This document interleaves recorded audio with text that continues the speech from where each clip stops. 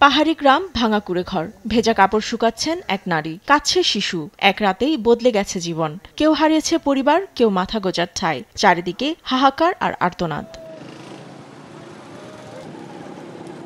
টানা বর্ষণে পাকিস্তানের পাঞ্জাব প্রদেশের নদীগুলোর পানি বাড়ছে হু হু করে। একই পরিস্থিতি সিন্ধু ও খাইবার পাখতুনখোয়াতেও। দুর্যোগ কবলিত এলাকায় জারি রয়েছে সতর্কতা। পাঞ্জাবের রাভি, সুলতেজ ও চেনাব নদীর পানি বৃদ্ধি পাওয়ায় উচ্চ বন্যা সতর্কতা জারি করেছে পাঞ্জাব প্রাদেশিক সরকার। অন্যদিকে রাতে পেশওয়ারাতে ভারী বর্ষণে শহরের পরিস্থিতিকে করে তুলেছে জটিল। মূলত ভারত বাঁধ খুলে দিলে রাতারাতি পরিস্থিতির অবনতি হয়।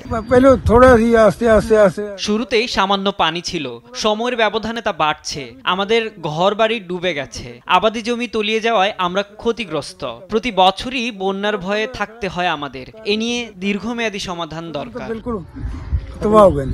খোঁজ রাখছেন পাকিস্তানের প্রধানমন্ত্রী শাহবাজ শরীফ। দুর্যোগ মোকাবিলায় মন্ত্রীদের নিয়ে সেরেছেন বৈঠক। সহায়তায় দিয়েছেন প্রয়োজনীয় নির্দেশনা। বিভিন্ন দেশ ও সংস্থা থেকেও আসছে সহায়তা। সহমর্মিতা জানিয়ে পাশে আছে প্রতিবেশী ইরান। এশিয়ান উন্নয়ন ব্যাংক ঘোষণা দিয়েছে $30 লাখ ত্রাণ সহায়তার। অন্যদিকে প্রতিবেশী ভারতের জম্মু কাশ্মীরও ঢুকছে বন্যা ভূমিধসে। টানা বৃষ্টিতে বন্ধ জম্মু কাশ্মীরের প্রধান সড়ক। রাজ্যে সাময়িক সময়ের জন্য বন্ধ স্কুল। আবহাওয়া দপ্তর জানিয়েছে স্থানভেদে হলুদ ও কমলা সতর্কতা জারি রয়েছে। বন্যায় আমাদের অবস্থা নাজেহাল।